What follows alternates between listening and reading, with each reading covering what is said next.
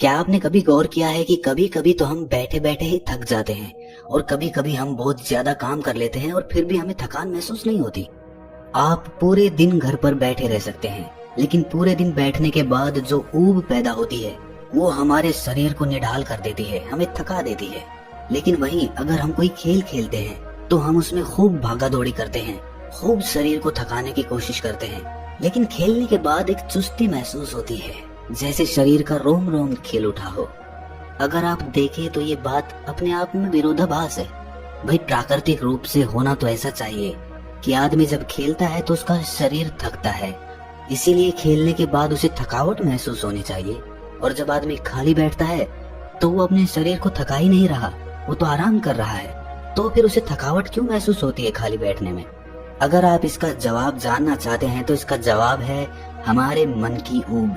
जहाँ तक शरीर की बात है, शरीर को थकाने से मन नहीं थकता, और अगर आपका मन थक जाता है तो आपका शरीर साथ नहीं देता। ऐसा ही होता है खाली बैठने में, और मन की इस ऊब को हम तनाव कहते हैं। आज की जो कहानी मैं आपको सुनाने वाला हूँ उसमें आपको तनाव के बारे में संपूर्ण जानकारी मिल जाएगी, और अगर आप तनाव को समझ लेते हैं तो आपके जीवन से दुखों का मिटना निश्चित है, क्योंकि दुख तनाव के कारण ही पैदा होते हैं। तो चलिए इस कहानी से हम तनाव को समझते हैं। इससे पहले कि आप इस कहानी में खो जाएं, इस चैनल को सब्सक्राइब जरूर कर लें। तो चलिए कहानी शुरू करते हैं। ये उस समय की बात है जब बुद्ध आम्रवन में अपना समय व्यतीत कर रहे थे। उस समय तक बुद्ध की ख्याति दूर दूर तक फैल चुकी थी। काफी दूर दूर से लोग अपनी चिंताओं और दुखों के बारे में बुद्ध से समाधान खोजने के लिए आते थे। ऐसे ही एक दिन जब बुद्ध आम्रवन में अपने शिष्यों को उपदेश दे रहे थे तो एक अधेड़ उम्र का आदमी अपने 22-23 साल के लड़के को साथ लेकर बुद्ध की तरफ चला आ रहा था। बुद्ध ने एक नजर उन पर डाली और उपदेश में बैठने के लिए कहा। जब उपदेश खत्म हुआ तो बुद्ध ने उस आदमी को अपने पास बुलाया और अपने पास बैठने का इशारा किया। जंगल में हरियाली छाई हुई थी और सुहाना मौसम था। जंगल से भांत भांत के पक्षियों की आवाज वहां पर गूंज रही थी। इसके बाद बुद्ध ने उस आदमी से आने का कारण पूछा। इस पर वो आदमी कहता है कि हे तथागत, मैं 2 दिन की यात्रा करके अपने बेटे को आपसे मिलवाने के लिए लाया हूँ। ये मेरा इकलौता पुत्र है। ये हमेशा थका थका रहता है। ऐसा लगता है कि इसके शरीर में कोई जान ही नहीं है, कोई प्राणी नहीं है। अगर हम इससे कुछ कहते हैं तो ये हमारी छोटी छोटी बातों पर गुस्सा करता है। इसकी देखने की क्षमता भी उम्र से पहले ही कमजोर हो गई है और इसके बाल भी पकने लगे हैं। मुझे तो कुछ समझ नहीं आता कि ये सब हो क्या रहा है। भला इतनी कम उम्र में ये इतनी बड़ी उम्र का लगता है। हे बुद्ध, मैं अपने बेटे को लेकर बहुत चिंतित हूँ। जब मैं अपने बेटे को चिकित्सकों के पास लेकर गया तो उन्होंने कुछ औषधियाँ देकर कहा कि अपने बेटे को तनाव कम लेने दिया करो। वो अपने दिमाग में तनाव लेता है और इसी वजह से उसकी ऐसी हालत हो रखी है। लेकिन उनके लाख बताने पर भी मुझे तनाव का मतलब समझ में नहीं आया। मुझे पता ही नहीं कि तनाव होता क्या है और उसे कैसे उसके दिमाग से निकाला जाए। उसके लिए पहले तो मुझे ये समझना होगा कि तनाव होता क्या है, और इसीलिए बुद्ध, मैं आपके पास आया हूँ। कृपया करके मेरी इस समस्या का समाधान कर दीजिए। ये सुनकर बुद्ध उस लड़के को बड़ी गौर से देखते हैं, उसकी आंखों में देखते हैं, उसके चेहरे को देखते हैं और फिर उसके हाथ की नब्ज भी देखते हैं। ये सब विधियां करने के बाद बुद्ध उस आदमी से कहते हैं कि तनाव लेना तो कोई नहीं चाहता, लेकिन फिर भी तनाव लोगों को दीमक की तरह पकड़ लेता है और इंसान को ये पता ही नहीं चलता कि वो तनाव में जी रहा है। लेकिन अगर वही इंसान तनाव को समझ लेता है, तनाव के बारे में कोई ऐसा पैमाना बना लेता है कि उसे पता चल सके कि वो कितना तनाव में है, तो वो उस समस्या का समाधान भी खोज सकता है। मुख्य रूप से तनाव के 8 कारण होते हैं। इसके बाद बुद्ध कहते हैं कि सबसे पहले तो हमें ये समझना होगा कि तनाव होता क्या है। जब कोई इंसान कोई काम कर रहा होता है और उसका मन कहीं दूर भटक रहा होता है, कल्पना में होता है, तो उससे शरीर और मन के बीच दूरी पैदा हो जाती है, और जितनी दूरी शरीर और मन के बीच में होगी हम उतने ही निद्रा की अवस्था में होंगे, और इसी दूरी को, इसी खिंचाव को तनाव कहा जाता है। कोई खेल खेलने के बाद आदमी चुस्ती महसूस क्यों करता है? हालांकि उसने अपने शरीर को तो थकाया है, लेकिन समझने की बात ये होती है कि खेलते वक्त मन और शरीर पूरा उस खेल पर केंद्रित होता है, जिससे शरीर और मन में दूरी पैदा नहीं होती और कोई तनाव पैदा नहीं होता, बल्कि हमारा तनाव दूर हो जाता है। और वहीं जब हम कोई अरुचिपूर्ण कार्य करते हैं जिसमें हमारा मन नहीं लगता, तो हम शारीरिक रूप से वो काम तो करते हैं, लेकिन हमारा मन कहीं दूर कल्पना में भटक रहा होता है। इससे शरीर और मन में एक दूरी पैदा हो गई और तनाव ने जन्म ले लिया। इसीलिए इंसान को एक बार में एक ही काम करना चाहिए और उसी पर अपना तन और मन केंद्रित रखना चाहिए, जिससे आपके भीतर कोई तनाव पैदा ही ना हो। तनाव के कुछ मुख्य कारण भी होते हैं। इसके बाद बुद्ध कहते हैं कि अगर हम इन कारणों को जान लेते हैं तो हमारे अंदर तनाव कभी भी पैदा नहीं होगा। मुख्य रूप से जो कारण है उसमें सबसे पहला कारण होता है महत्वाकांक्षा।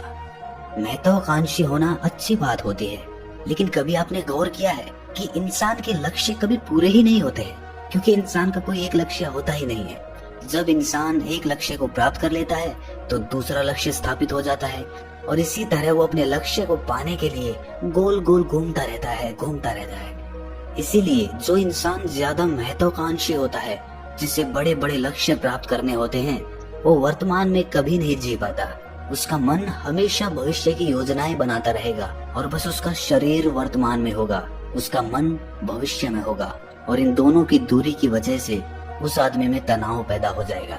इस पर वो युवक पूछता है कि हे बुद्ध, तो क्या आदमी को अपना लक्ष्य ही नहीं बनाना चाहिए, क्योंकि लक्ष्य बनाना भी तो महत्वाकांक्षा होती है।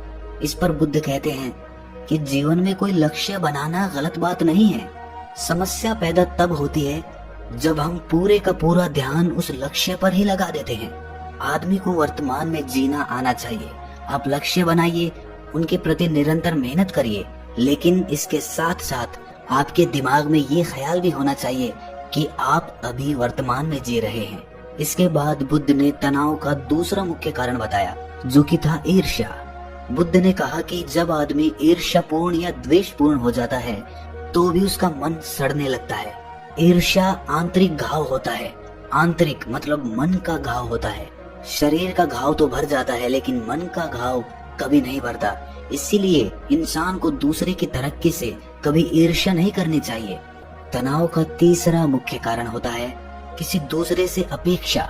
बुद्ध ने बताया कि एक बाप होने के नाते वो अपने बेटे से बहुत सारी अपेक्षाएं रखता है कि मेरा बेटा एक कामयाब इंसान बने, वो जिस तरह मैं चाहता हूँ उस तरह का जीवन जिए।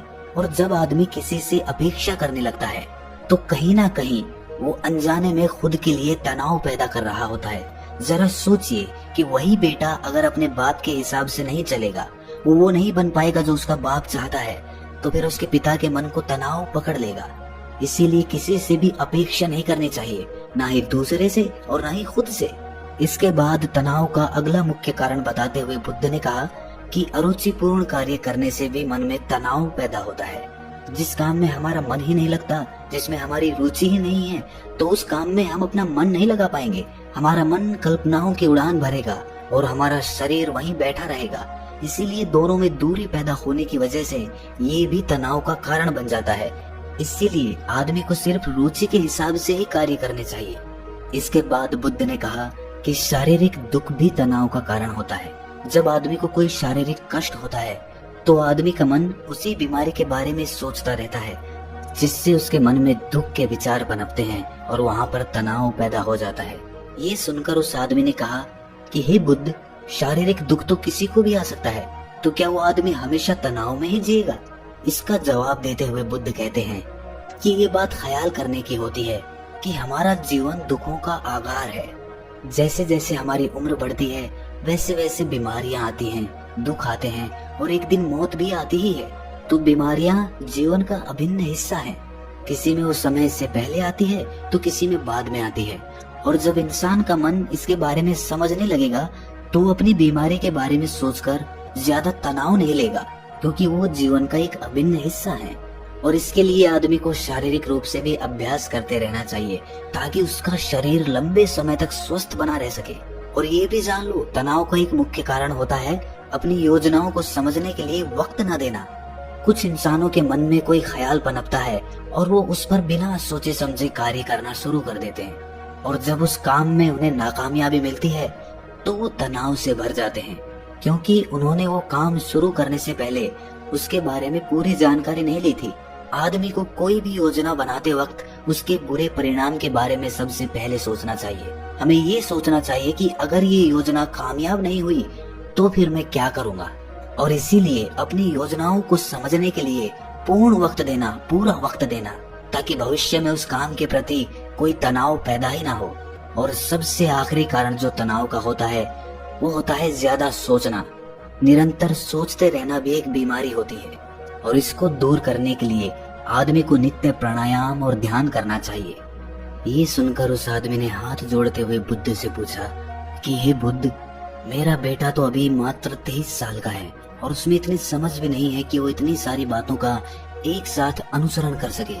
कृपया करके तनाव मुक्त रहने का कोई आसान सा मंत्र बता दें जिससे आदमी उस मंत्र का अनुसरण भी कर सके और तनाव मुक्त भी रह सके। ये सुनने के बाद बुद्ध ने कुछ सोचते हुए जवाब दिया कि इसके लिए एक छोटी सी विधि है। अगर तुम इतनी बातों का पालन नहीं कर सकते तो तुम एक बार में एक काम को करने पर ही ध्यान लगाओ। जो भी तुम काम कर रहे हो बस एक काम एक बार में करो और उस काम को पूरा ध्यान लगाकर करो। अगर तुम्हारा ध्यान इधर उधर भटकता है तो जब याद आए तो वापस उसे उसी काम पर लगा दो। ये सबसे आसान और सबसे अच्छा तरीका है तनाव मुक्त रहने का। अगर तुम खाना खा रहे हो तो खाना खाने पे ही अपना ध्यान केंद्रित कर दो। अगर तुम चल रहे हो तो चलने पे ही अपना ध्यान केंद्रित कर दो। इससे तुम्हारा मन और तुम्हारा शरीर दोनों एक जगह पर रहेंगे और दोनों के बीच दूरी नहीं पैदा होगी, जो कि तनाव का मुख्य कारण होती है। दोस्तों, आज की युवा पीढ़ी एक बार में 2-2, 3-3, 4-4 काम एक साथ करती है। जैसे कि कोई आदमी खाना खाते वक्त टेलीविजन भी देखता रहता है, फोन पे बात भी करता रहता है और फिर बाद में कहता है कि मैं तो तनाव में रहता हूँ। जब 3-3 काम एक साथ करेगा आदमी तो तनाव पैदा होना तो लाजमी ही है, क्योंकि मन तो पूरा ध्यान लगाकर एक बार में एक ही काम कर सकता है। पूर्ण रूप से ध्यान दो चीजों पर कभी नहीं लग सकता। इसीलिए जहाँ तक संभव हो सके कोशिश कीजिए कि आप अपना ध्यान एक ही काम पर लगा पाएं। तो दोस्तों, कैसी लगी आपको ये कहानी कमेंट सेक्शन में जरूर बताना और अच्छी लगी तो इस चैनल को सब्सक्राइब करना मत भूलना। तो मिलते हैं अगली कहानी में, तब तक के लिए अपना ख्याल रखें।